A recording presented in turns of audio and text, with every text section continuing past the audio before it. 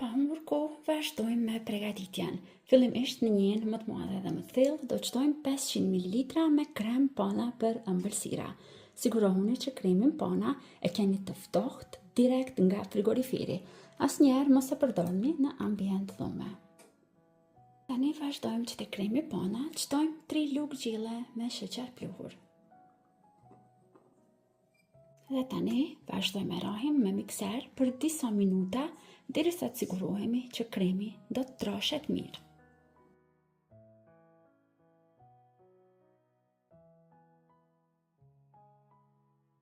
Kremin pana e kemi rrahur mirë derisa është formuar kështu një krem i fortë.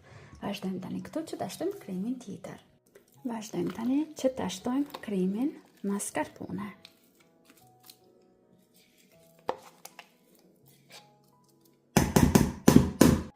Ky është lloji i kremit mascarpones që kam zgjedhur unë që ta përdor.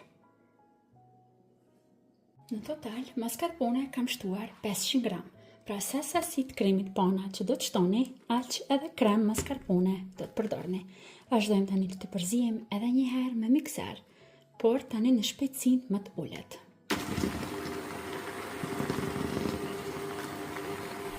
Pasi e përzijem mirë, vazhdojmë tani që te kremi të shtojmë 1 lugë gjille me krem pistachio. Vazhdojmë përzijem edhe një herë me mikser.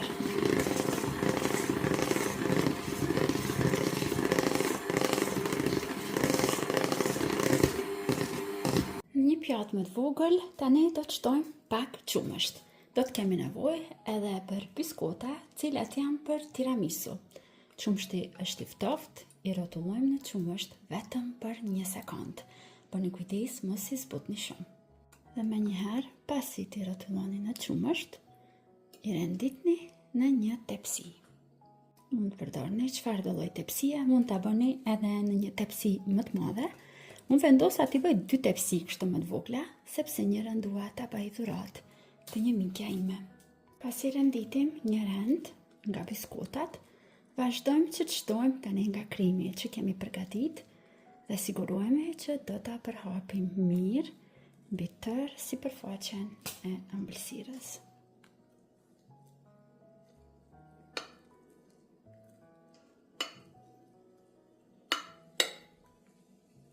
Shtojmë pak nga kremi, ndërmjet do të shtoj krem fëstëku, të cilin e kam shkrirë.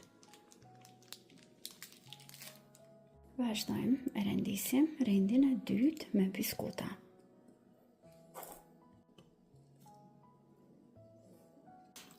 Vazhdojmë, shtojmë përsëri krem.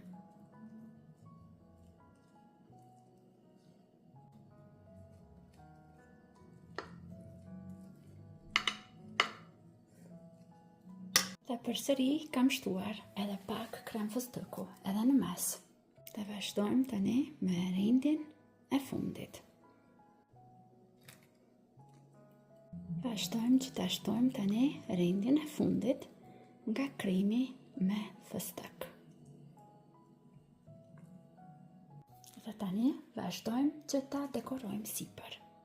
Në një hinë më të vogël kam shtuar 100 ml krem pana dhe 1 lugë gjille me krem fëstëku. Këtu do të shtojmë edhe 50 gram çokoladë të bardhë dhe e vendosim mbi avull në zjarr mesatar derisa të shkrihen dhe të gjitha produktet të lidhen mirë. Dhe pasi i kemi shkrirë tani, vazhdojmë që ta shtojmë sipër dhe ta mbulojmë. Pra disa pjesë të çokoladës të bardhë kanë mbetur kështu mbetet kur bëhet me kremin pana çokoladë e bardhë dhe me kremin e fëstëkut.